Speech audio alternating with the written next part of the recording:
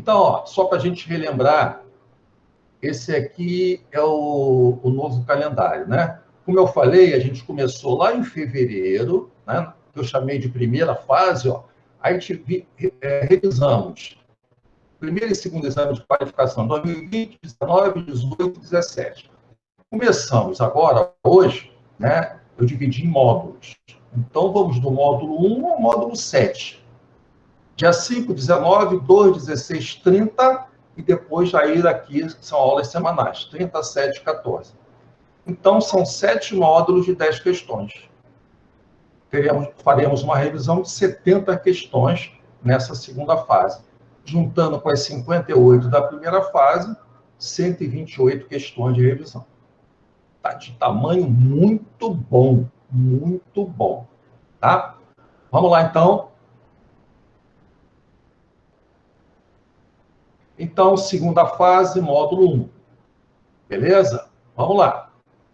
Estrutura da aula são 10 questões sobre assuntos gerais. Tá? Primeira questão. Vejam só, aquilo que eu falei para vocês, ó, é uma questão de 2008, mas uma questão tranquila, bem típica da UERJ. Se caísse esse ano, estaria de bom tamanho. Olha só, vamos prestar atenção. A ilustração da figura 1 mostra um instrumento em forma de V usado para medir o diâmetro de fios elétricos. Olha aqui na figura 1, ó, tem um instrumento, tem uma escala aqui na parte superior do instrumento. E esse instrumento ele é usado para medir o diâmetro de fios. Para efetuar a medida, basta inserir um fio na parte interna do V e observar o ponto da escala que indica a tangência entre esse fio e o instrumento. Nesse ponto, lê-se o diâmetro do fio em milímetros. Olha só, você insere nesse V o fio. Olha aqui a figura de baixo, ó. Você insere um fio. O fio parou aqui, ó. Daqui não dá mais para ele passar. Aí você lê o ponto que está tangenciando, vejam, aqui, ó, é o ponto 4. Então, significa que esse fio tem um diâmetro de 4 milímetros. Se esse fio fosse menorzinho e entrasse aqui, ó, tangenciasse aqui o ponto na escala 3, o diâmetro, 3 milímetros. Se ele fosse mais gordinho, tangenciasse aqui no 4,5, indicaria que o diâmetro é 4,5. Considere agora a ilustração da figura 2, que mostra a seção reta de um fio de 4 milímetros inserido no instrumento. Olha lá. Tranquilo? Entenderam o instrumento? Isso é muito usado, não necessariamente exatamente igual a esse, mas é muito usado por eletricistas. Agora ele fala assim, ó, se o ângulo BAC, observem que esse V, ó, tem um ângulo agudo aqui, ó, começa aqui, ó, no ponto B, vai até o vértice A e vai até o ponto C. Tem um ângulo BAC, um ângulo agudo que mede 12 graus. E tem uma distância, ó, que vai do ponto de tangência inferior, P, papa, até o vértice A. Uma distância D, delta.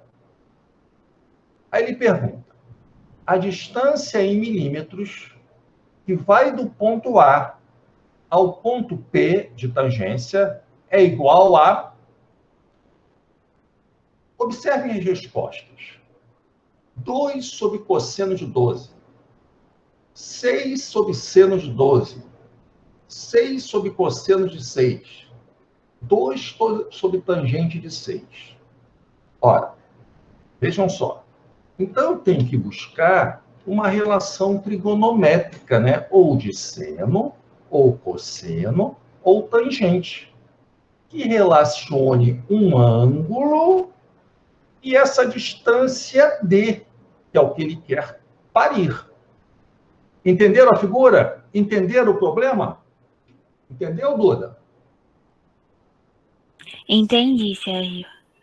Então a gente vai ter que buscar agora uma forma de relacionar o ângulo, que ele me deu, que é 12, com essa distância D, que é o que ele quer parir. Olha só, quando eu tenho um círculo, uma circunferência, e uma reta que a tangencia, essa reta é perpendicular a um raio desse círculo, né? Então, eu vou fazer assim, ó. Esse aqui é o ângulo 12, ó, dado do exercício, né? Olha para cá, Olivia, ó, ângulo 12, dado do exercício. Observem só, eu tracei uma bissetriz desse ângulo. Essa bissetriz vai lá até o centro da bolota. Olha lá. Ora, se eu estou vendo pela medida da escala que o diâmetro da bolota é 4, né? Pela confecção do instrumento, o raio, então, é 2. Então, vejam, a gente montou um triangulinho retângulo. Olha só, o raio, que é 2, porque é metade do diâmetro, que é 4, e o raio é perpendicular a essa reta tangente. Então, eu tenho um triângulo retângulo. Ora, se eu tracei a bissetriz desse ângulo 12, vejam, aquele anglinho é metade do 12. Então, aquele anglinho vale 6. Olha como ficou fácil. Se nós tivéssemos essa visão, olha como ficou fácil. Ó, eu tenho um triangulinho retângulo. Olha para cá o triangulinho retângulo. Ó. A, P, ali o 2, o raio. Ó, triângulo retângulo, a distância D, 6 graus. Aí eu tenho que pensar, qual é a razão trigonométrica que associa ângulo, cateto oposto e cateto adjacente? É a tangente. Então, tangente de 6 é o cateto oposto sobre cateto adjacente. Tangente de 6 é 2 sobre D. D é igual a 2 sobre tangente de 6. Resposta, letra delta. Tranquilo, Zanon? Beleza, né? Martizolo, Safo? Tá. Matheus Rodrigues, beleza? Tranquilo, Sérgio.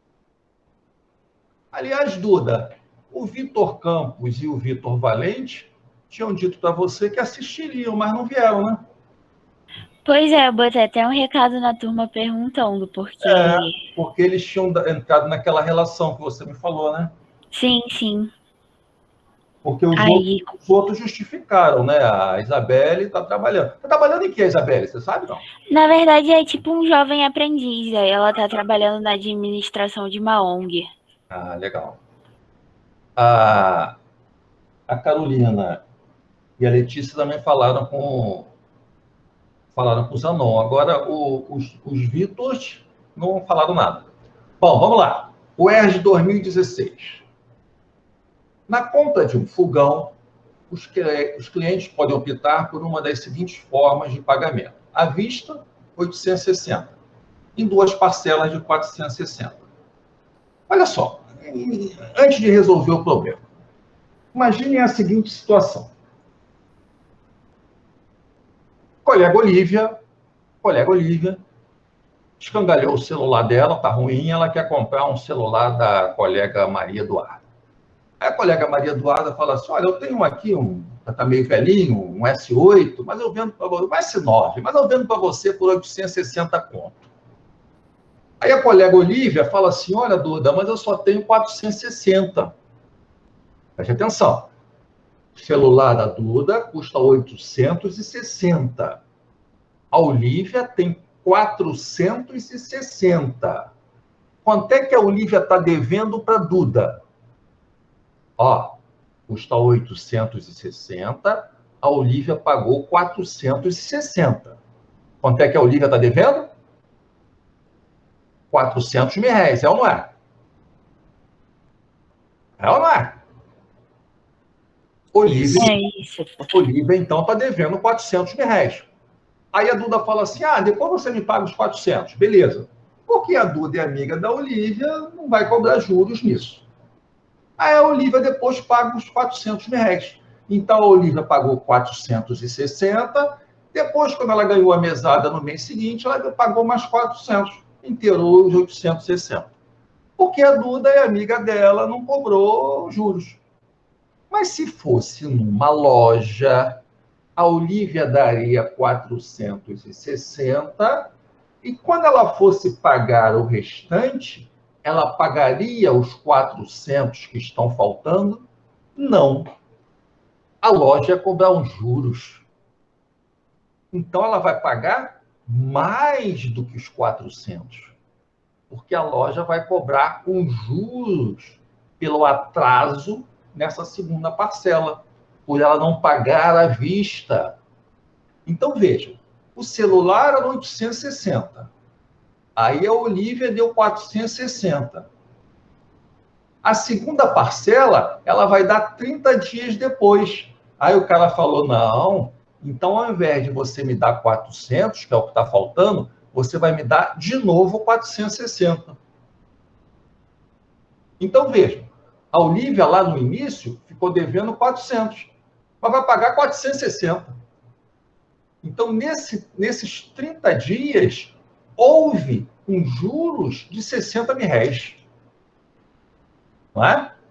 Se fosse a Duda, ela daqui a 30 dias pagava mais 400 e estava por isso mesmo, porque a Duda não cobraria juros. Entenderam? Então, nesse caso, vamos fazer um caluninho aqui para a gente entender isso que eu expliquei.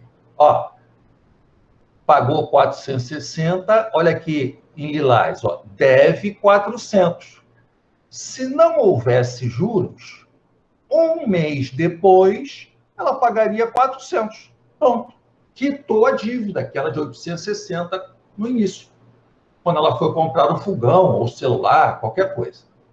No entanto, na loja, ó, ela devia 400, um mês depois, ela pagou de novo 460. Olha a setinha vermelhinha aqui, ó. Ao invés de pagar 400, que é o que ela pagaria se não houvesse juros, ela pagou 400 mais 60 mil reais de juros em um mês. Então, ela pagou 2 vezes de 460. Ao invés de pagar 860 pelo celular ou pelo fogão, ela pagou 920. Né? Então, a dívida dela, após a primeira parcela, era de 400. Um mês depois, ao invés de pagar 400, ela pagou 460. A pergunta, qual foi a taxa de juros? Para pagamentos não efetuados no ato da compra. Ora, então, pagamentos não efetuados no ato da compra, os 400 reais que ela estava devendo. E ela pagou 460. Então, olha só, a dívida dela era de 400, 100% da dívida.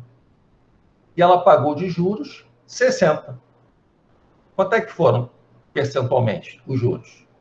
Ora, percentualmente, multipliquei aqui, ó, 60 vezes 100 dividido por 400. 15% de juros. Então, aqueles 60 mil reais que a Olívia pagou a mais, com relação à dívida dela lá no início, que era de 400, corresponde a 15% da dívida que ela tinha lá no início. Deu para acompanhar? Tudo certo? Deu sim, Sérgio. Sim, sim. Tranquilo? Beleza.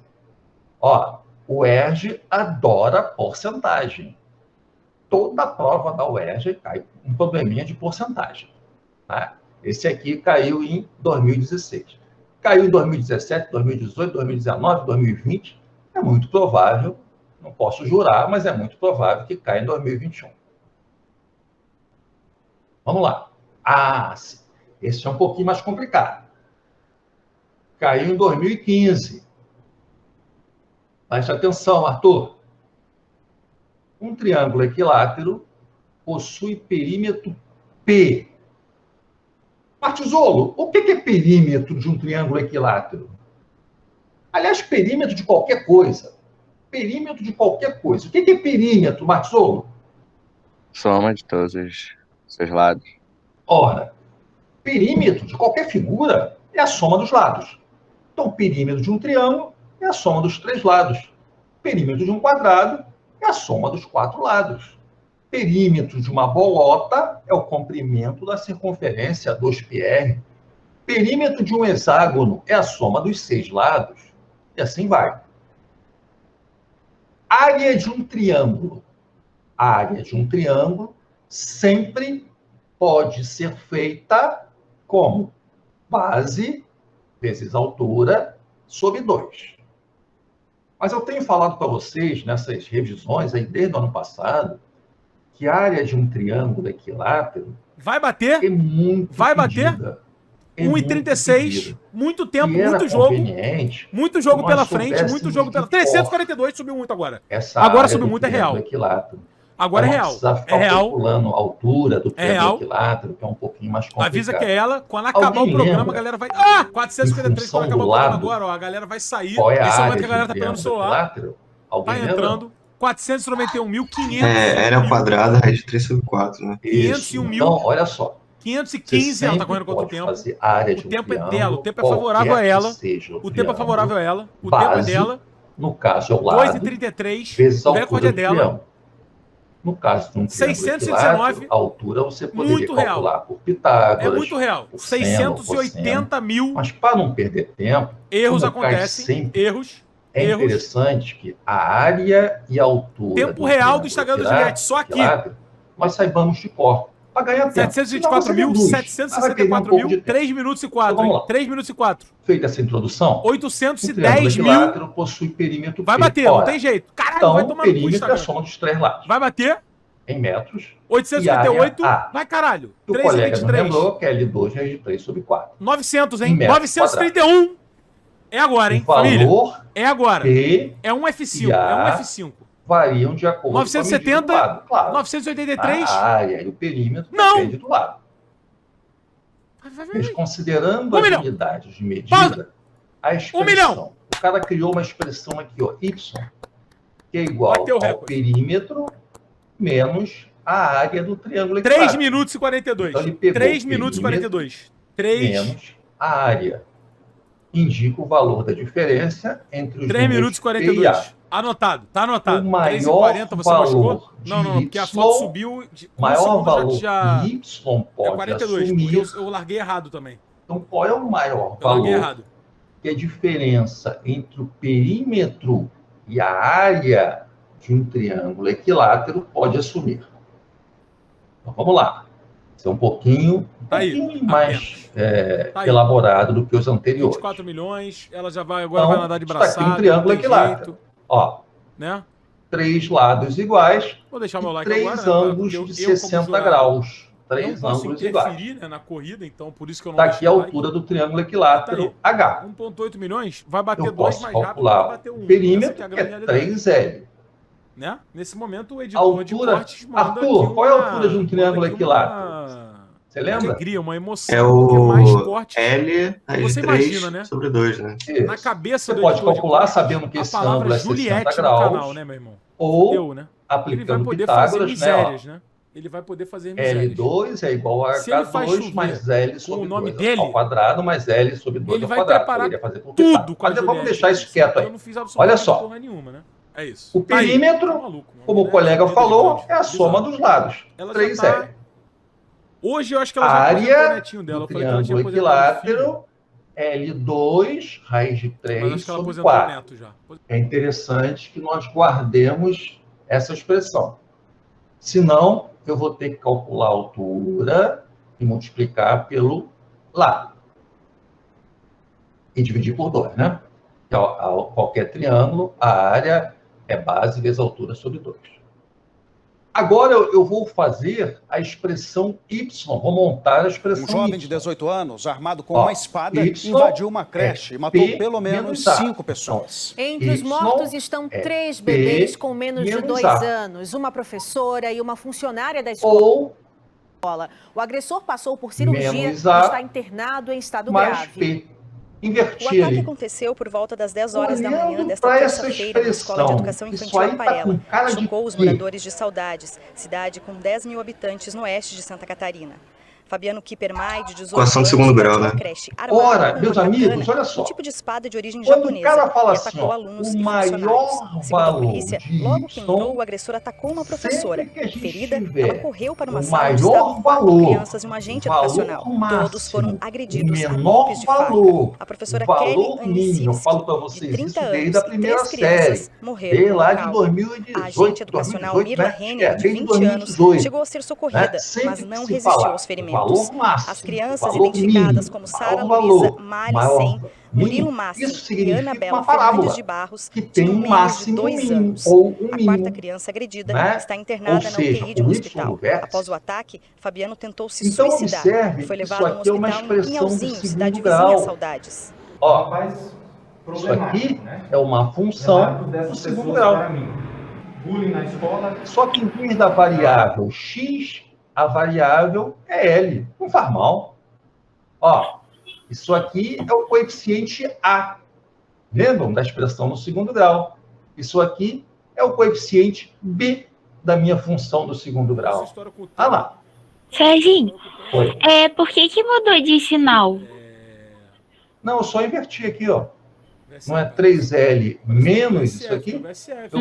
Eu botei o 3L para cá, para o outro lado. Ó. Mas aí fica positivo? Tem o quê? Fica positivo mesmo? Não é mais 3L aqui, ó. Ah, tá. Entendi. Não é? Mais 3L continua mais 3L. Menos L2 continua menos L3. Né? Entendi. Só inverti o lado, botei esse aqui na frente. Senão não mudou. Então vejam, isso aqui é uma função do segundo grau. Em que nós temos ó, o Y, e no lugar do X, poderia ser X, é o L. Como em qualquer função do segundo grau, olha só, o A é negativo, com cavidade para baixo. Primeiro cachorro que vier na minha direção. Eu vou ter aqui um vértice e vai dar o valor máximo do Y, que é o que ele quer. Ó. Agachei, né? Forçando o meu Estão joelho. vendo? A gente voltou lá à primeira série, função do segundo grau, a parábola. Aqui, ó, o X do vértice, ou o L do vértice, é o que dá o Y máximo. E aí... Alguém lembra como é que a gente calcula o X do vértice? X do vértice? Alguém lembra? Ora, então, olha só. Numa função do segundo grau, a variável x, ela atinge o seu máximo quando x for igual a x do vértice. Então fica com a cabeça aí pra fora. Sendo x do vértice igual a menos b sobre 2a. No caso, a nossa variável é L. É esse? Então, L do vértice não é? É você ou não? É menos b sobre 2a. Então, aqui, ó, menos o b sobre 2a. Só que o b é 3 e o a é menos raiz de 3 sobre 4.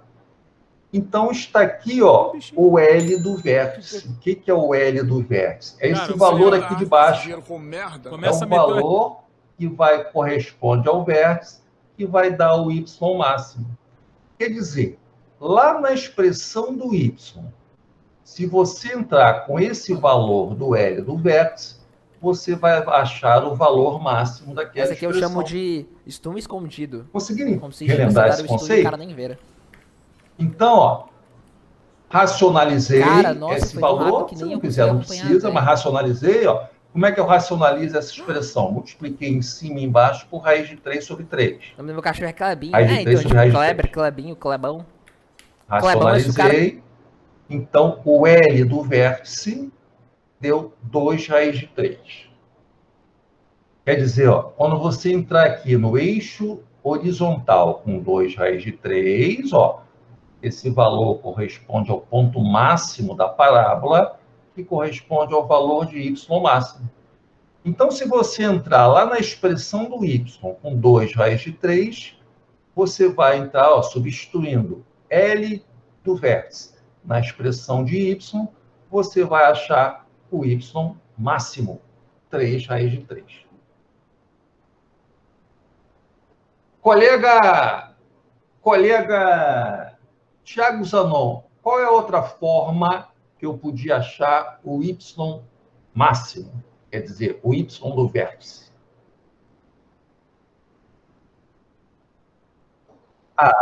Então, olha só. Como é que nós calculamos o y do vértice? Eu calculei o x do vértice e entrei lá na expressão, achei o y do vértice. Olha a outra maneira aqui, ó. Poderia direto ter calculado o y do vértice, que é a mesma coisa que o y máximo, aplicando aquela formulinha que vocês aprenderam também na primeira série, menos delta sobre 4a. Estão lembrando desses conceitos que a gente viu lá desde 2018? Tá?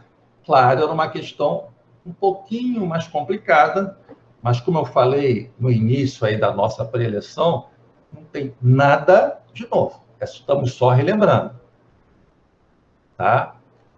Agora, para relembrar, resposta, então, letra C. Ó, atenção, é sempre bom lembrar que num triângulo equilátero, ó, a área é L2 raiz de 3 sobre 4. Se puderem decorar isso aqui, isso cai sempre, para a gente não perder tempo. Ó, e a altura é L raiz de 3 sobre 2. Então, esse é só um lembrete, tá? Eu não quero decorar, eu deduzo na hora. Tá bom. Mas é interessante lembrarmos essas duas formulinhas para não perdermos tempo. Será que vai cair uma questão assim na prova da UERJ deste ano? Olha, sinceramente, acho que não. Mas pode cair conceitos parecidos, até de uma questão mais fáceis, mas usando estes conceitos. Por isso é importante essa questão, por isso eu fiz questão de colocar. Veja, não tem nenhum conceito do outro mundo, são questões de primeira série do ensino médio. São conceitos de primeira série do ensino médio, tá bom? Vamos lá. Essa aqui vocês já fizeram um monte de vezes. Acho que já caiu em simulado, caiu em prova, caiu na UERJ 2015. Ela inclui um conceitozinho de matriz e um conceito de log. Certamente nós fizemos ela no segundo ano e talvez, acho que no terceiro também. Caiu em 2015.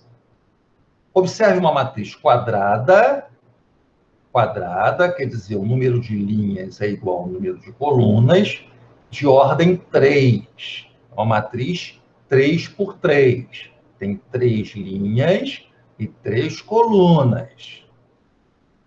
Cada elemento AJ, quer dizer, o elemento que está numa linha I, numa coluna J dessa matriz, é o valor do logaritmo decimal. Logaritmo decimal é o logaritmo na base 10 de I mais J. Por exemplo, esse 0,47 aqui, ó, estão vendo?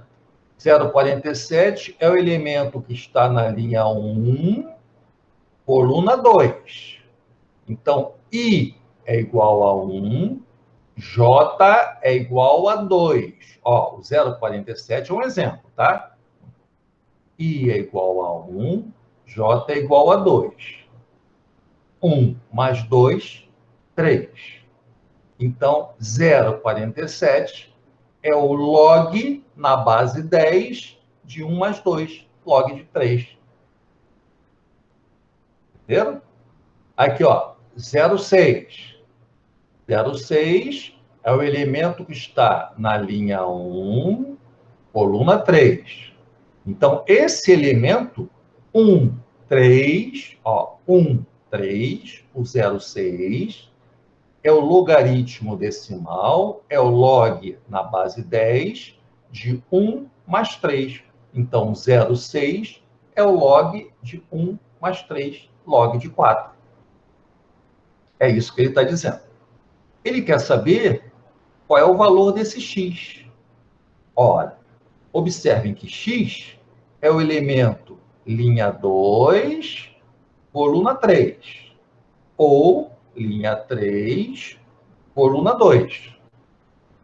Ou seja, esse x é o log, x é o elemento 2, 3, ou A3, 2. É uma matriz simétrica. Então, vejam, x é igual ao logaritmo decimal de 2 mais 3. É o log de 5. Então, esse x que ele quer parir é o valor de log de 5. Ora, então eu tenho que saber quanto vale log de 5.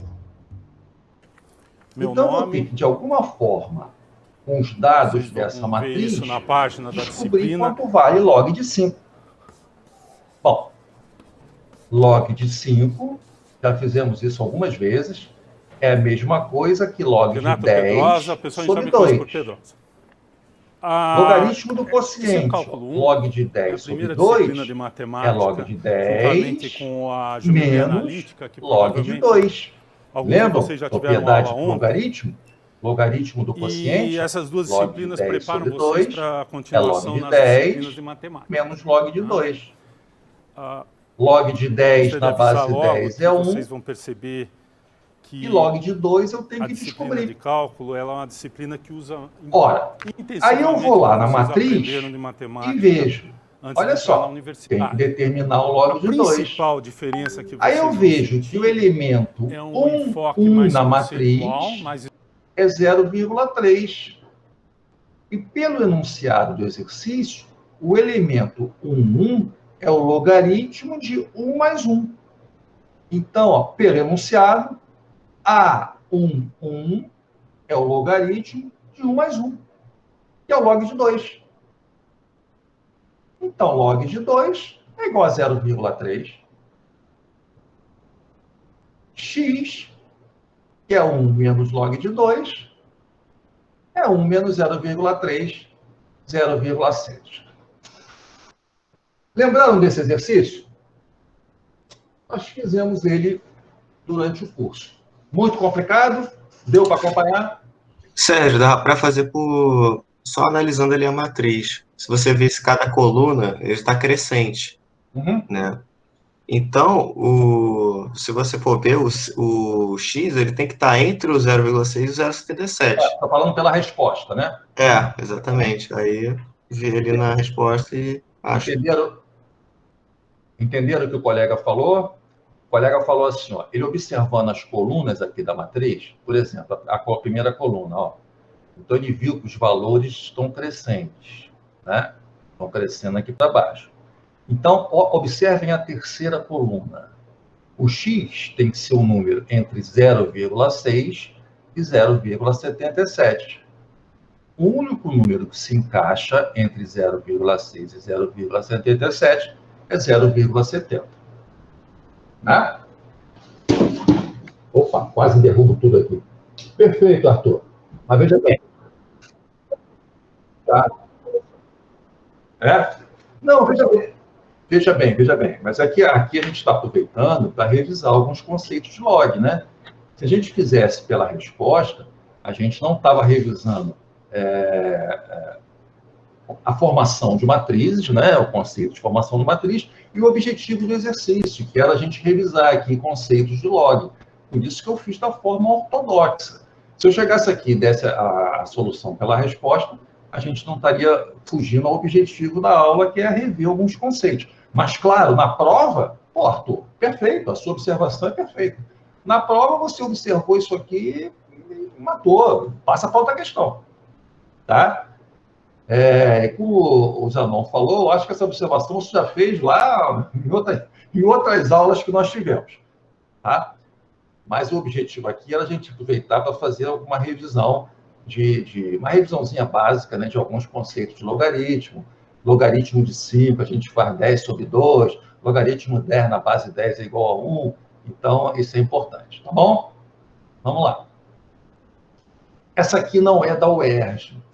Essa aqui caiu no Cefet, lá de Minas.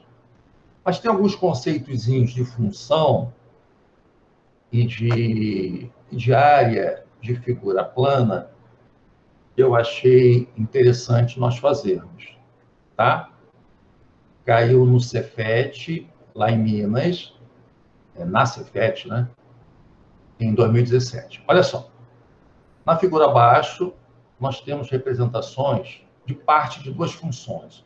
Uma função f de x e uma função g de x. Ó, tem um trecho aqui de uma função que vai da origem até o ponto A. Tem o trecho de uma função que vai do ponto C até o ponto B. Tá? São trechos de duas funções. Vocês conseguem já identificar qual é a função f e qual é a função g? Conseguiriam? Vamos pensando aí. Bom, a f é a que passa pelo ponto A, né? Você está falando. Tá. Sabendo que o ponto A tem a abscissa 8, o que é abscissa? É o x. Ó, o ponto A tem abscissa 8. Aliás, o ponto B também, né? O ponto B também tem abscissa 8. Olha o x do B, ó. É o mesmo x do A. Sabendo-se que o ponto A tem abscissa 8, quer dizer, o x do ponto A é 8, e eu estou vendo aqui, ele não falou, mas eu estou vendo que o x do B também é 8. A área do quadrilátero OABC, definido pelas linhas tracejadas. Estão vendo aqui um quadrilátero? OABCO, definido pelas linhas tracejadas. Então, ele quer calcular a área desse quadrilátero formado por essas linhas tracejadas aí, ó. Ó, estão vendo aqui, ó, eu tenho um triangulão, mas não é isso que ele quer, não. Ele quer que desse triangulão eu tire esse vermelho. Tá? Então, o que eu tenho que fazer? Ó, ele quer essa área, ó, vamos subindo a linha tracejada do O até o A, desci para o B, segui a linha tracejada até o C e voltei para o O. Tá bom? Como é que a gente vai ter que calcular essa área? Ó, a gente pode calcular a área desse triangulão e diminuir a área do triângulo vermelho. Afirmativo? Aluno Olívia, está muito quieta, hein, enfermeira Olívia? Já pensou, rapaz, daqui a uns anos, eu bem velhinho, lá no hospital, aí quem é enfermeira encarregada do meu andar? Enfermeira Olívia Sterck. Que emoção! Puxa vida! Mas vamos lá. Enfermeira Olívia Sterck, como é que você calcularia a área desse triângulo azul?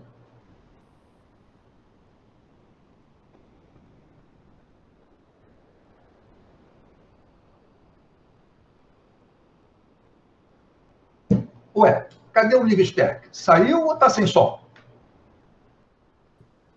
Estava sem som, Sérgio. Meu microfone é horrível. Ah. Todo mundo sabe disso. Não é novidade para ninguém. É horrível. Você está ouvindo, né, Olívia? Tô sim. Você entendeu que eu preciso calcular essa área azul e diminuir essa área vermelhinha, né? Para calcular a área que ele pediu. Como é que você calcularia, enfermeira Olívia Sterck, a área azul? A área azul? Acho que eu faria as duas e aí depois diminuiria, né? Acho que... Sim, mas por primeiro essa área azul desse triângulo. Como é que a gente calcula a área de um triângulo? Você lembra? Pela área, alguma coisa assim? Sim, a área do triângulo. Você lembra como é que a gente calcula a área de um triângulo qualquer? Não. Não lembra? Desculpa, não lembro. Duda, ajuda a colega. Duda, como é que a gente calcula a área de um triângulo? Lado vezes altura dividido por 2. Então vamos lá. Olívia, base vezes altura dividida por 2. Qual é a base desse triângulo? Quanto vale a base desse triângulo? Do triângulo azul? 8. 8. Quanto vale a altura? Não sei ainda. A altura vai ser o valor do y do ponto A, não é? A altura eu não sei ainda. Vai ser o valor do y do ponto A. Mas a base eu já estou vendo aqui que vale 8. Depois eu tenho que calcular a área do triangulinho verde. Do triangulinho verde, estou ficando maluco mesmo. Do triangulinho vermelho. A área do triangulinho vermelho vai ser a base. A base vai ser a diferença 8 e a diferença do x do ponto C. Então, essa distância que vai do x do C até 8 é a base do triangulinho vermelho. E a altura do triangulinho vermelho é o y do ponto B. Afirmativo? Então, ó, eu tenho que calcular o y do ponto A, o y do ponto B e o x do ponto C. Por que eu botei o f de x aqui, nessa curva que passa pelo A, como o Thiago Zanon havia sugerido, e botei o g de x aqui? Observem lá a função f e a função g. Olha só. Quando x for 0, vejam lá na função g, se eu botar x igual a 0, g de 0 vai dar log de 0, que não existe log de 0. Por isso a função g não é definida para x igual a 0. Por isso a função g não passa por 0. Agora observe, quando x for 0, 2 elevado a 0 na função f dá 1. Menos 1, 0. Ah, então na função f, quando x for 0, y é 0. Ah, então a função f passa por aqui, ó. É a função que vai lá do ponto O até o A. Estava certo o colega Zanon. Então, a função f é essa função que está crescendo até o ponto A. E a função g é essa função curva aqui, ó, que sai de C e passa por B. Então, voltando aqui, ó. Eu tenho que achar a área desse triângulo. A base eu já sei que vale 8. E a altura é o valor de y quando o x for 8 na função f. Conseguem ver? Na função vermelha, no triangulinho vermelho, o y do ponto B, eu vou entrar com 8 na função g, que é a função que passa por B, e vou achar o y do B. Depois eu vou ver na função g, quando o g for 0, qual é o x da função g. Vou ter, então, o x do ponto C. Vamos calcular esse negócio, então. Ó. Estão acompanhando? Qualquer dúvida, interrompa. Vamos lá. Olha só. Cálculo do y do A. Vou entrar com x igual a 8 na função f. Então, na função f, vou botar onde tem x, 8. 2 elevado a 8, menos 1, 255. Então, YA vale 255. Vamos lá.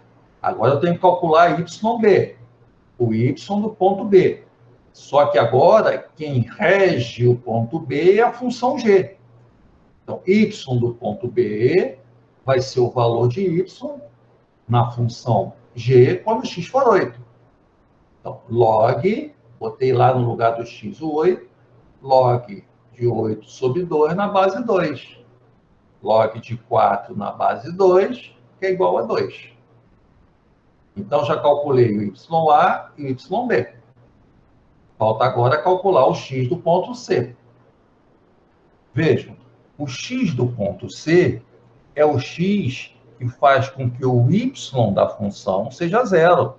Olha aqui, ó, ele está sob o eixo do x, ó, o ponto C. Então, cálculo de x do C.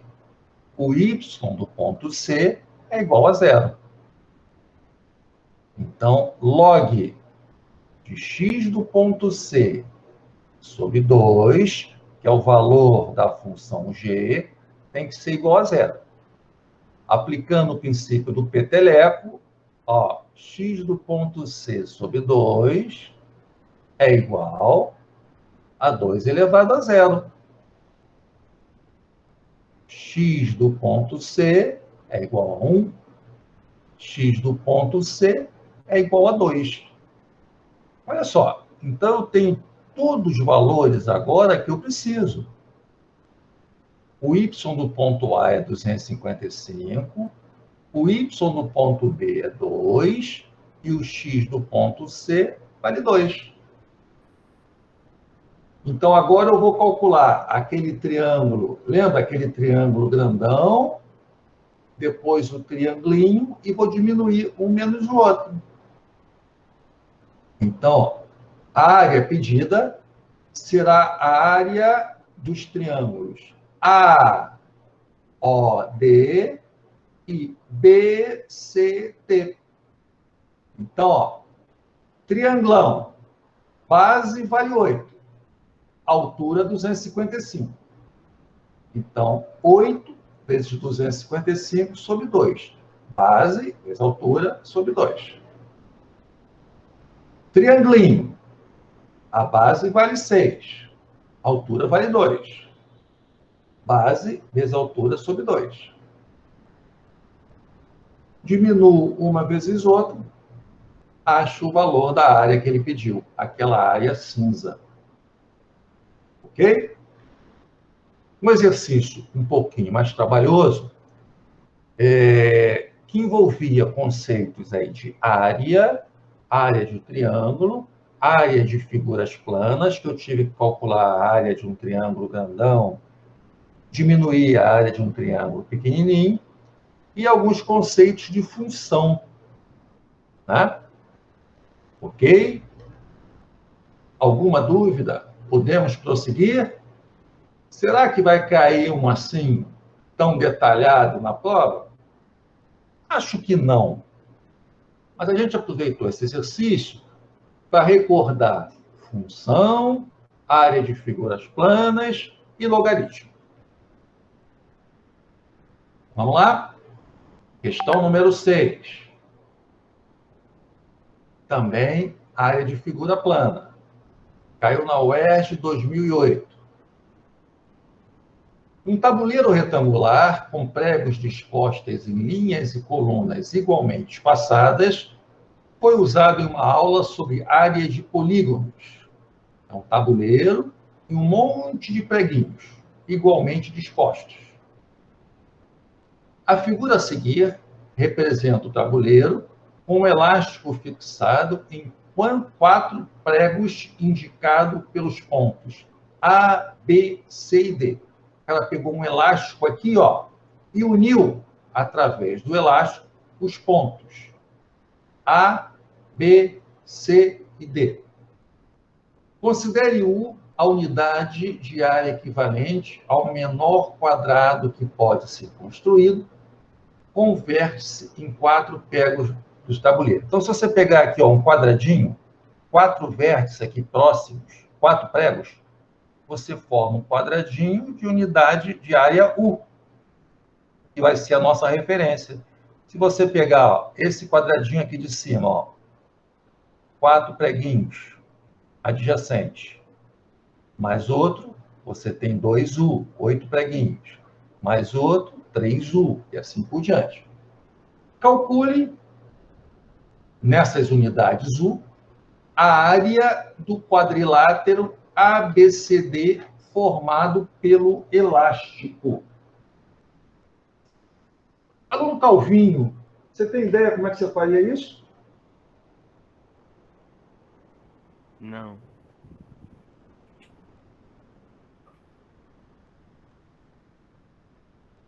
Alguma ideia, Calvinho, ou não? Não, não tem. Matheus Rodrigues. Alguma ideia?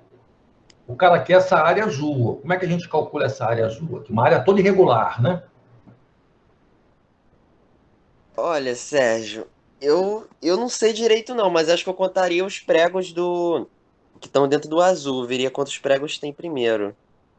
Mas eu tava tentando fazer isso aqui agora. Aí tentaria montar uns quadradinhos com os que tem ali.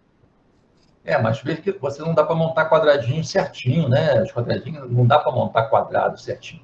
Você vê que ela corta aqui, ó, na diagonal, né? Você não consegue montar quadradinhos certinhos com esses, né? Vamos lá, vamos ver. Marzolo, tem alguma ideia? Não, mas eu acho que eu também faria. Zanon, o que tu sugeres? Entre A e B, triângulo retângulo. V.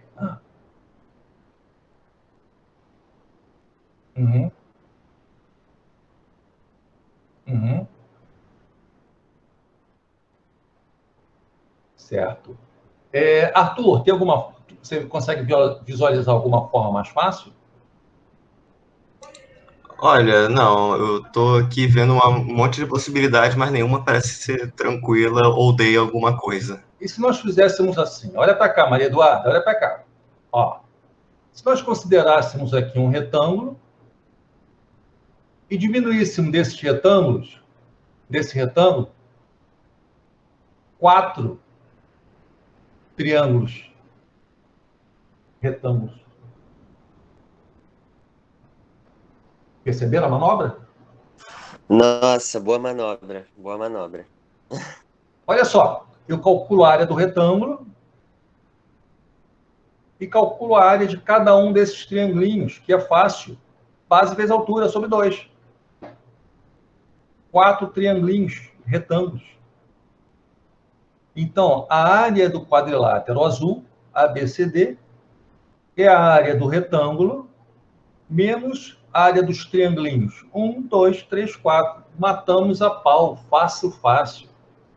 Área do quadrilátero, ó. Olha aqui, ó. 1, 2, 3, 4, 5, 6, 7, 8, 9, vezes 1, 2, 3, 4, 5. Vezes 5. Triangulinho 1, base. 1, 2, 3, 4, vezes 1, 2, 3, sobre 2. Triangulinho 2, 1, 2, 3, 4, 5, vezes 1 sobre 2. Triangulinho 3, base. 1, 2, 3, 4, 5, 6, 7, vezes 2 sobre 2. Triangulinho 4, 1, 2, 3, 4, 5, 6. Não. 1, 2, vezes 1, 2, 3, 4 sobre 2. Fácil. Safo? Veja, esse aqui é uma questão que caiu, não foi numa prova no exame de qualificação, caiu no exame discursivo. Mas ele é típico. A UERJ gosta muito de áreas de figuras planas. E é muito comum a gente ter uma área assim complicada e a gente olha e começa a querer fazer, por exemplo, o Thiago Zanon queria fazer aqui a hipotenusa de um triângulo retângulo, aí falou assim para mim, aí empaquei, né? O Matheus Rodrigues estava contando quantos preguinhos tinha, né? Essa é a nossa tendência. Pensa, sempre vai dar para fazer assim. Eu vou ter que ter uma figuras conhecidas. Quais são as figuras conhecidas? Retângulo, quadrado, bolota e triângulo. Eu sempre vou ter que pegar uma área complicada e dividi-la em áreas fáceis. Sempre vai ser assim. E áreas que eu conheço, que eu sei calcular. E quais são as áreas que eu conheço e sei calcular? Retângulo, triângulo, quadrado e bolota.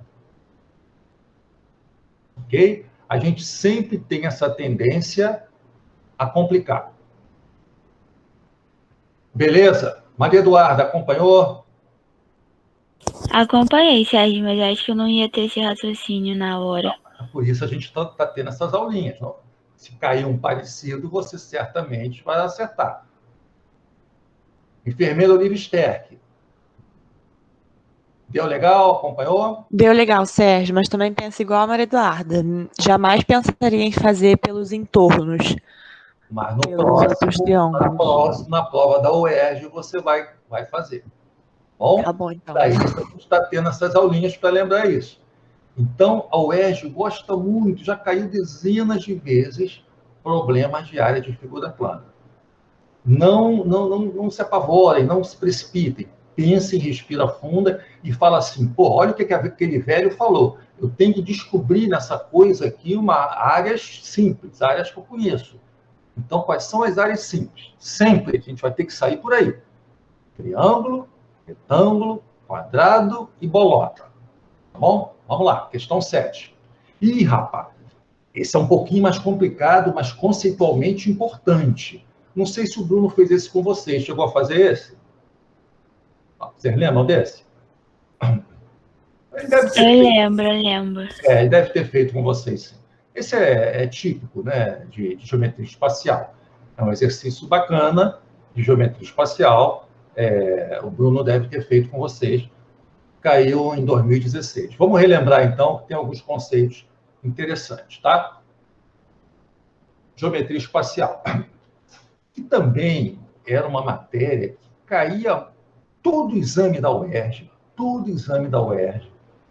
até há pouco tempo, tinha que ter análise combinatória, probabilidade e geometria espacial. Isso era até poucos anos atrás. Atualmente, não necessariamente, pode não cair. O que tem caído sempre é porcentagem e questões de lógica, questões fáceis. Não posso garantir que vai cair, mas é uma matéria importante, tá bom? Então, vamos lá. 2 dados com 12 faces pentagonais, cada um, tem a forma de dodecaedros regulares. Dodecaedros são 12 faces e, pentagonais, regulares. Todas as faces são iguais, têm arestas iguais e as faces são pentagonais, regulares. Se você separasse esses dodecaedros, eles teriam 12 faces. Mas vejam, eles estão formando aqui um sólido único.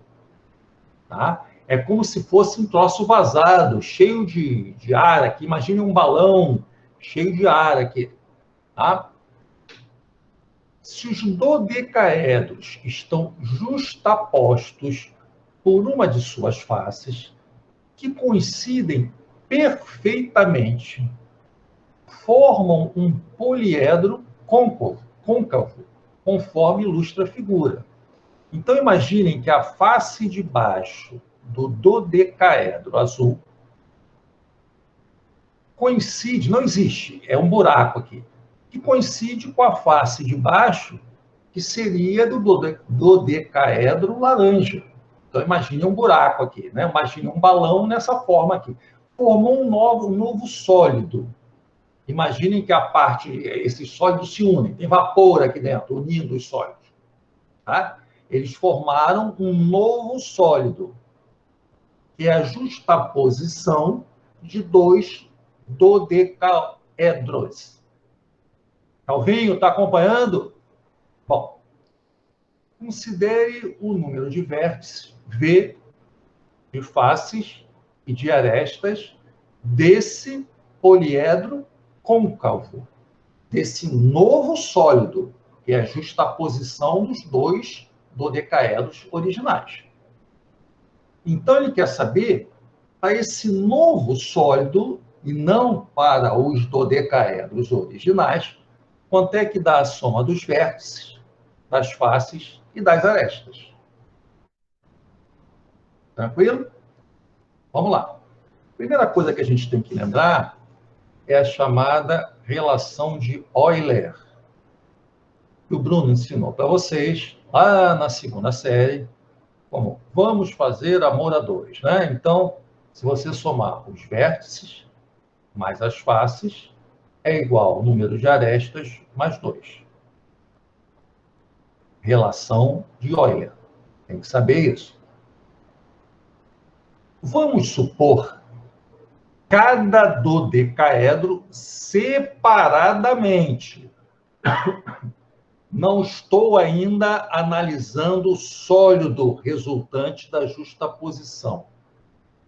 Para raciocinar, vamos raciocinar como se fosse uma coisa separada, tá?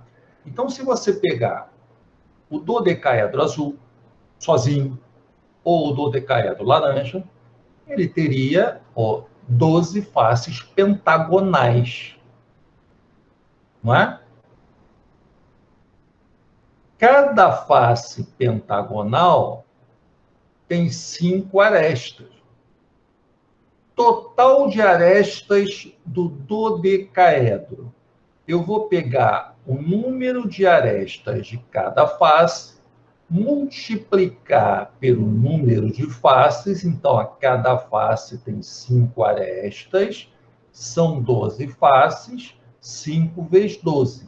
Só que eu tenho que dividir por 2. Lembram? Porque cada aresta está sendo contada em duplicidade. Lembram disso? Por exemplo, vamos olhar a figurinha aqui, ó. Olhem só a aresta que une a face que está numerada com 12 e a face número 7. Observem que eu tenho uma aresta que é comum. Então, quando eu conto a face 12, eu estou contando essa aresta. Quando eu conto a face 7, eu estou contando de novo essa aresta. Observem a aresta que une a face 12 e a 8. Tem uma aresta comum. E quando eu conto a face 12, ela entra.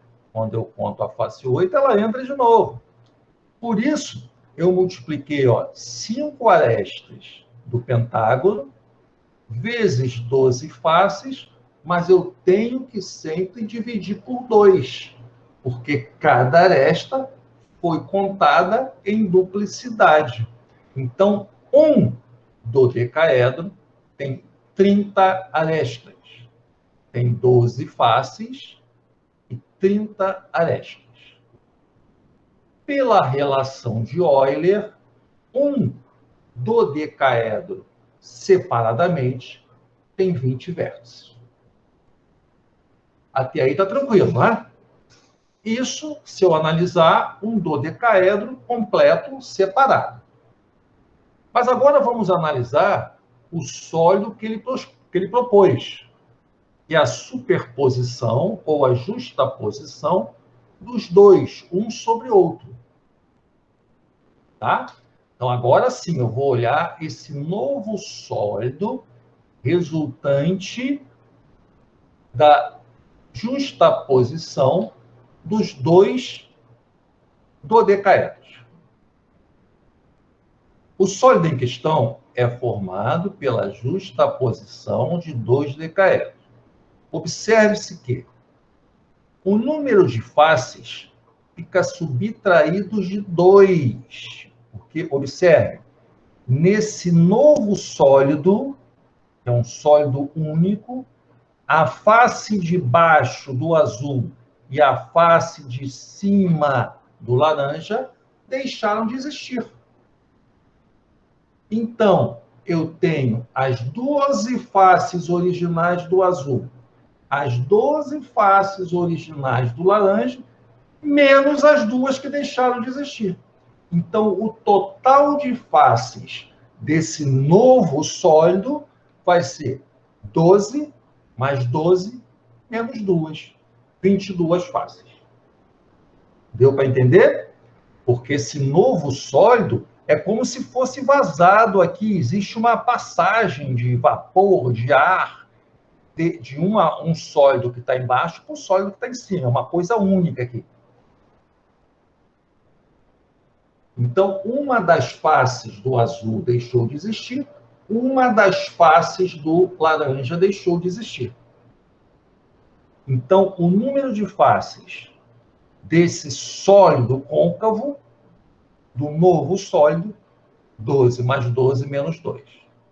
Foi? Vamos lá.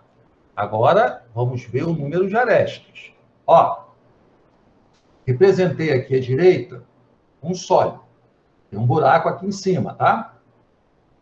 Observem só, aqui em cima, ó, tracei em vermelho. Eu tenho as arestas, tá vendo? e o outro sólido vai se superpor aqui. Mas nesse novo sólido, essas arestas continuam existindo. Ok? Mas olha só, o número de arestas fica subtraído de 5. Porque do sólido azul eu tinha essas arestas aqui de baixo. Do sólido laranja eu tinha as arestas de baixo. Agora elas se fundiram nessas arestas vermelhas aqui. Então, eu tenho o número de arestas do azul, o número de arestas do laranja. E uma delas, a do azul, essas arestas do azul aqui de baixo, com as do laranja, elas se fundiram em uma coisa só. Então, 5 deixaram de existir. Então, o número de arestas desse novo sólido fica subtraído de 5. Então, eu tenho as 30 originais do azul, as 30 originais do laranja, menos 5 de um deles que sumiu. Finalmente, o número de vértices. Observa aqui nesse sólido, ó, à direita,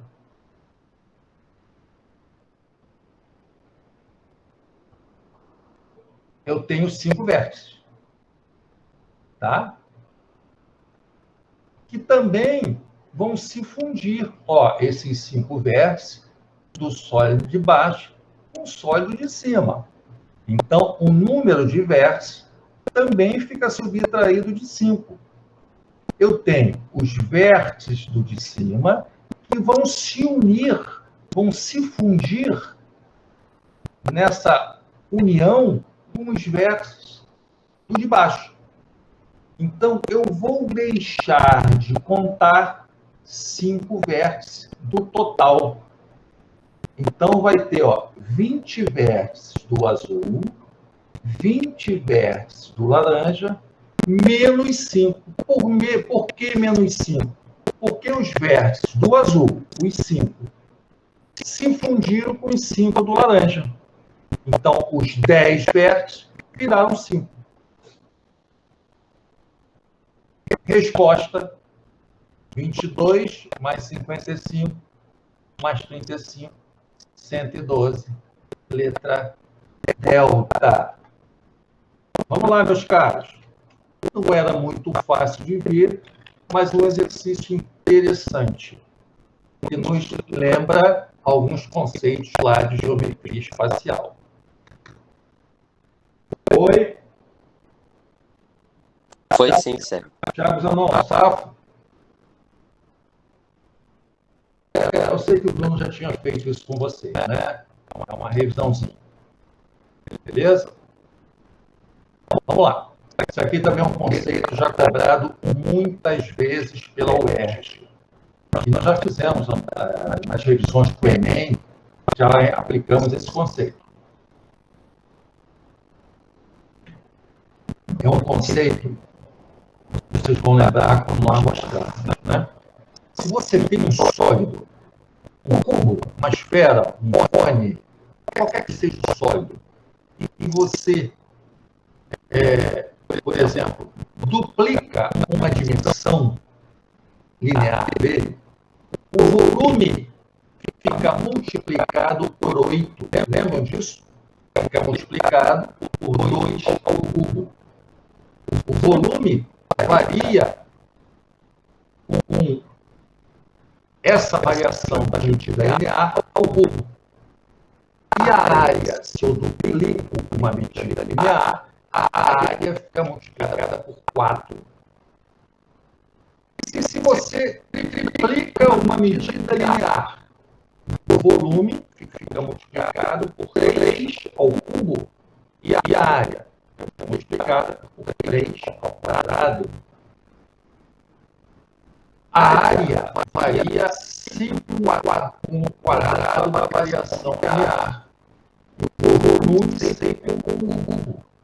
Tanto para mais ou para menos.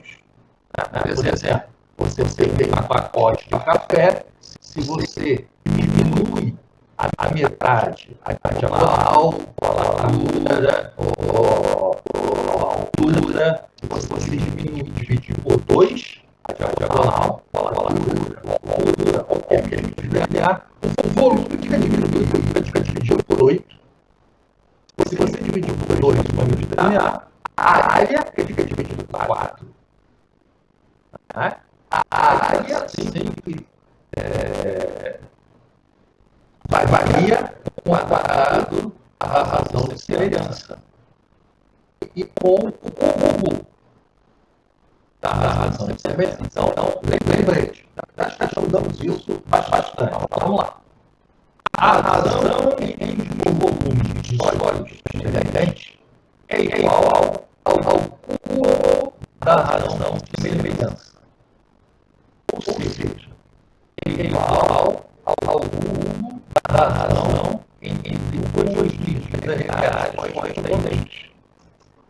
Por exemplo, você tem uma bolota e tem um bolotão. E o raio do bolotão é 5 vezes o raio da bolinha.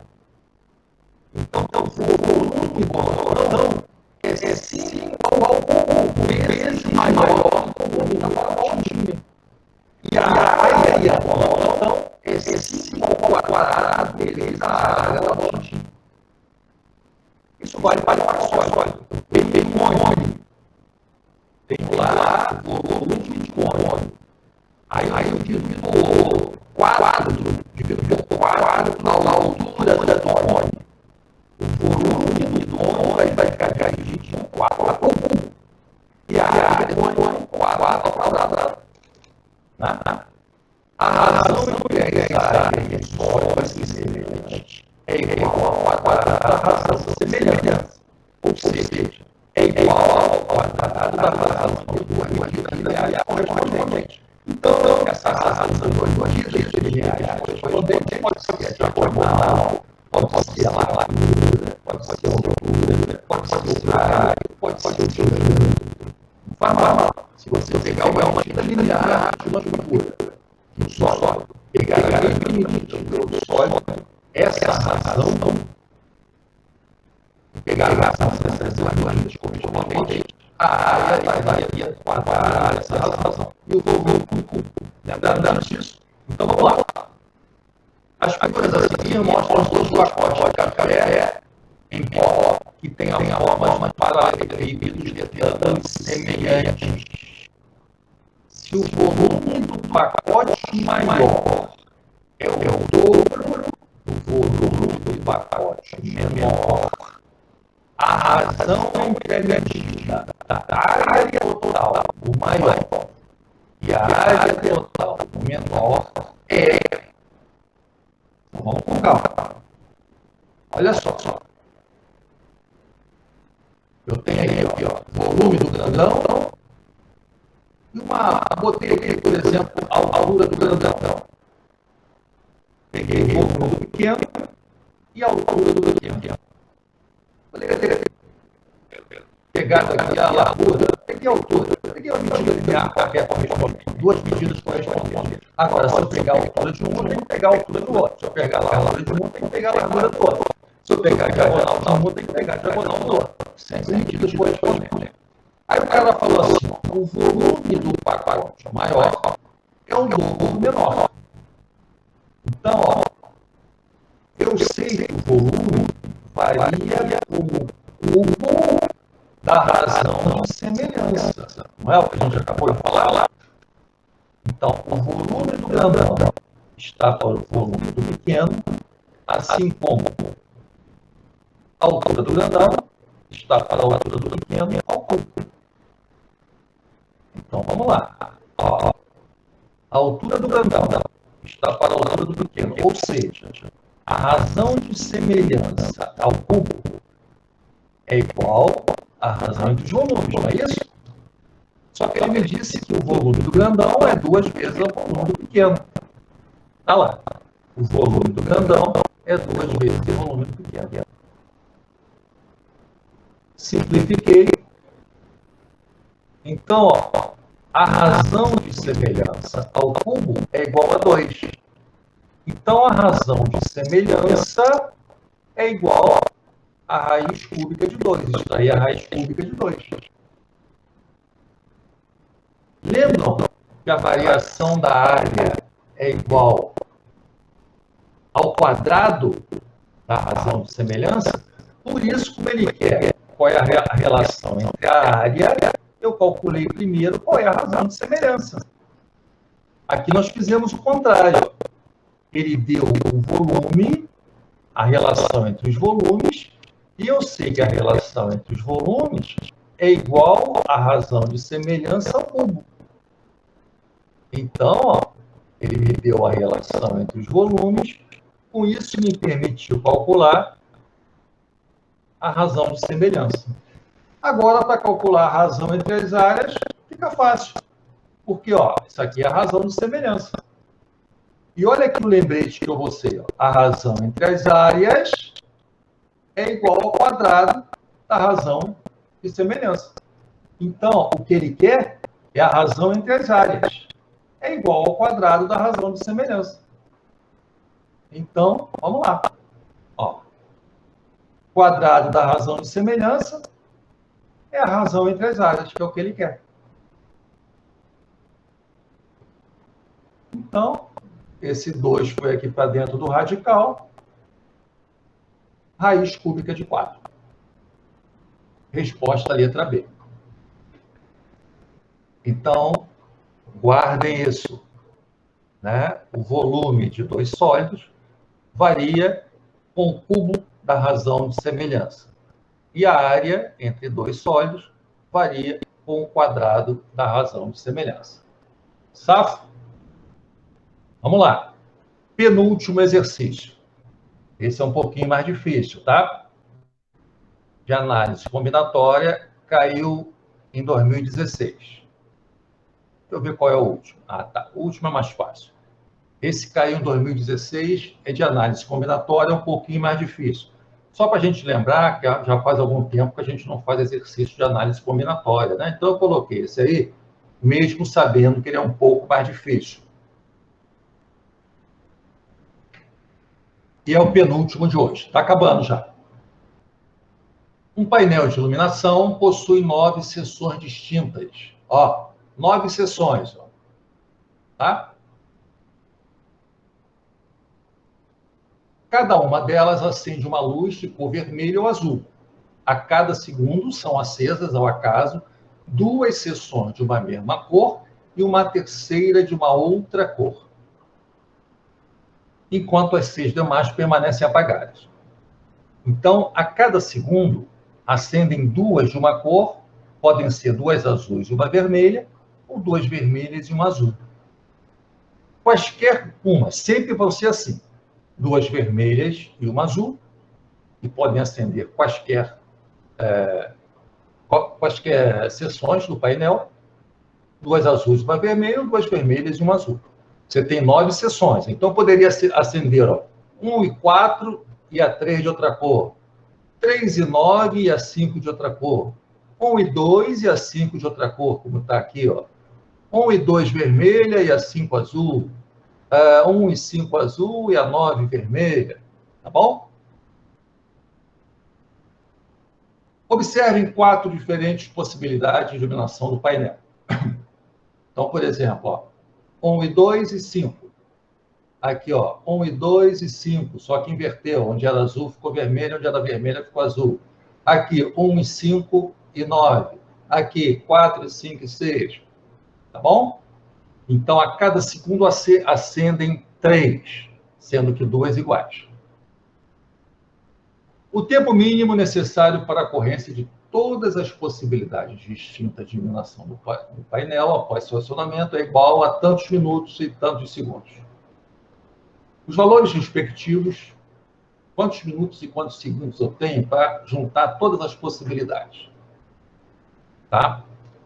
Vamos dividir em 2 situações. Primeiro, eu posso ter 2 azuis e uma vermelha.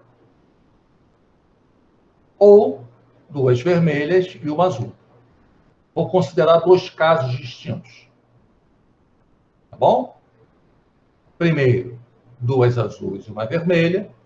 Então, eu posso ter acendendo azul A1 e 2, A1 e 3, A1 e 4, A1 e 8, A1 e 9, A1 e 6, A1 e 5, A1 e 2, sei lá.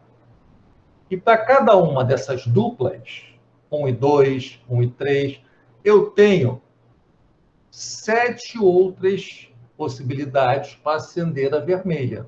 Então, primeiro, estou dividindo em partes para tentar ficar mais fácil. Então, eu vou ver assim, ó. Primeira hipótese, 2 azuis e uma vermelha. Aí eu vou ver assim, quantos grupos de 2 seções azuis podemos ter em um total de 9 seções. Então, eu posso ter as seções 1 e 2, que é a mesma coisa que 2 e 1. Posso ter a seção 1 e 3, ou 3 e 1, 1 e 5, ou 5 e 1, 1 e 4, que é igual a 4 e 1, 1 e 6, ou 6 e 1, 4 e 7, ou 7 e 4. Então, o meu problema passa a ser, quantos grupos de 2 eu consigo formar com 9 seções, sabendo que a ordem não importa? Porque se eu falar para você assim, ó, pega as seções 7 e 8, ou a 8 e 7, é a mesma coisa. Ou pega as seções 4 e 6, ou as 6 e 4, aqui, ó, 4 e 6, ou 6 e 4, é a mesma coisa. Então, um problema de combinação. Combinação é quando a ordem não importa. Então, quantos grupos de 2 eu consigo formar com esses 9 números, sabendo que a ordem não importa? Combinação de 9, 2 a 2. 9 fatorial, 2 fatorial, 7 fatorial. Então, eu consigo formar 36 duplas com essas 9 seções. Para cada uma dessas duplas, por exemplo, 1 e 2, vejam que a vermelha pode estar em qualquer uma das 7 outras restantes. Ela não precisa estar grudadinha aqui, ó. Para qualquer uma dessas 2 seções azuis, a vermelha pode estar em qualquer outra posição. Então, para cada uma dessas 36 duplas azuis, eu tenho 7 seções que podem ser pintadas de vermelho. Então, total de possibilidades para essa hipótese são 36 vezes 7. 252 situações. Por exemplo, eu posso ter 1, 2 vermelha, 1, 2 azuis e 3 vermelha. 1, 2 azuis, 4 vermelha. 1, 2 azuis, 5 vermelha. 1, 2 azuis, 6 vermelha. 1, 2 azuis, 7 vermelha. Então, para cada uma dessas seções azuis, dessas 36, eu tenho 7 possibilidades para pintar em vermelho. Então, eu tenho 252 possibilidades. Cada uma leva 1 segundo. Então, eu tenho 4 minutos e 12 segundos. Isso considerando a hipótese de 2 azuis e uma vermelha.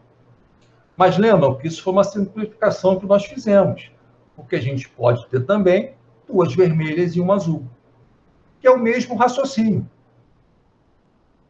O que também vai nos levar a 4 minutos e 12 segundos. O que nos dá um total de 8 minutos e 24 segundos. Resposta letra B. Meus caros, caiu no exame de qualificação de 2016. Vai cair uma questão complicada como essa em 2021? Muito pouco provável. Mas por que a gente fez essa questão? Porque ela caiu em 2016, quer dizer, não está tão longe assim. E para a gente relembrar alguns conceitos de análise combinatória que já faz algum tempo que a gente não trabalha. Combinação. Tá bom? Vamos lá, então, para o derradeiro exercício, que não é tão complicado. também caiu em 2016. Vamos lá, último exercício. Admita a seguinte sequência numérica para um número natural n. Então, ele dá um número 1 a 1, primeiro número da sequência, 1/3. E ele dá uma formulinha que me permite calcular os demais números. Por exemplo, vocês vejam que n está variando de 2 até 10. Quando n for 2, eu vou ter o A2.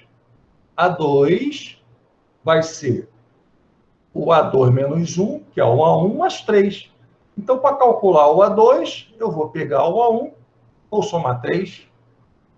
Para calcular o A3, eu vou pegar o A2, mais 3. E para calcular o A4, eu vou pegar o A3, mais 3. Vejam. Então, eu estou pegando sempre para calcular um determinado número AN, eu estou pegando o anterior a ele, o AN menos 1, e somando 3. Ora, qualquer termo AN é igual ao anterior, AN menos 1, mais 3. Então, isso é uma PA. Ele não falou explicitamente, mas está claro que é uma PA de razão 3. Lembra uma PA? Que eu tenho um termo e você sempre somando um valor constante? Então, vejam, para esses 10 termos dessa PA, dessa sequência, sempre um termo qualquer, eu pego o anterior, ó, e somo 3. Uma PA de razão 3. Ele me dá o primeiro e me dá o 10º. E ele pede a média dos 4 últimos elementos. Tá bom? A média dos 4 últimos elementos. Então, veja, ele tinha 1/3. Somou 3, quer dizer, somou 9/3. Ó, 3 é a mesma coisa que 9/3. Deu 10/3. Somou 9/3, 19/3. Somou 9/3, que é igual a 3, 28/3. Somou 9/3, foi somando 9/3. É uma PA de razão 3. Média aritmética dos 4 últimos elementos. Então, ele quer o A7, A8, A9 e o A10, que ele já deu. Ora, vamos calcular, então. O A10 ele deu. O A9 diminui a razão. O A8 diminui a razão. O A7 diminui a razão. Fiz da forma mais tradicional possível. Aí peguei agora e somei, ó. E dividi por 4.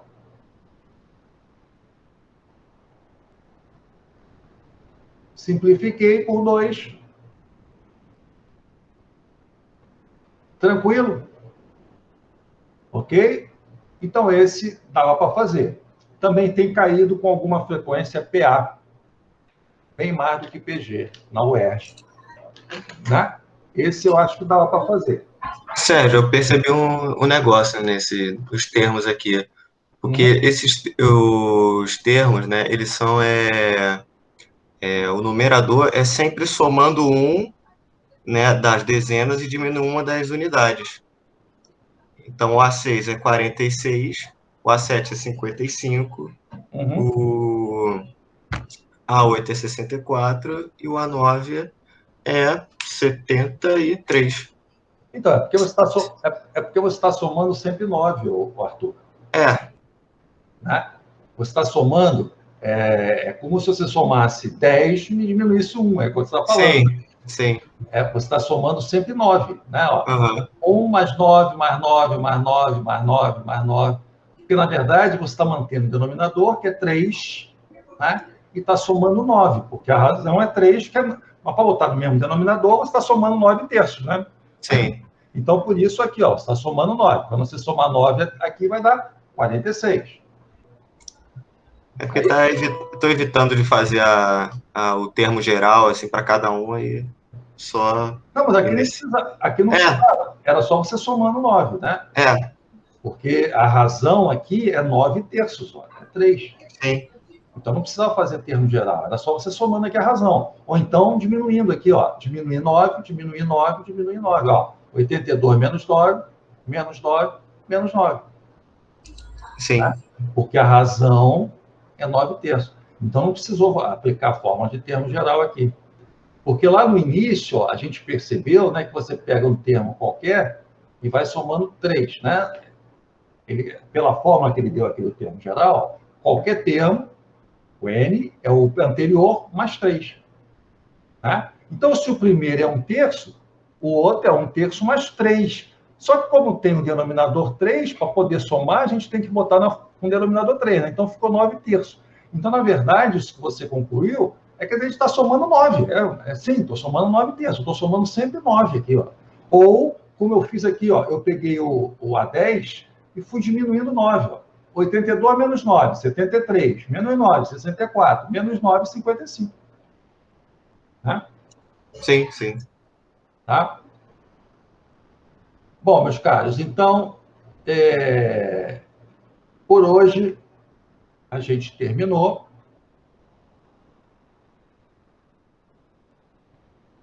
Eu vou mandar para vocês, assim que terminar a aula, ó, essa aqui é a que a gente vai ver na semana que vem, tá? Quem quiser, tiver tempo, se não quiser, só acompanha a aula. Ah, não tem mais saco para ficar fazendo isso, não tem problema nenhum. Só acompanha a aula que já está muito bom tamanho. Ah, mas questão difícil, não se preocupe, eu falei no início, né?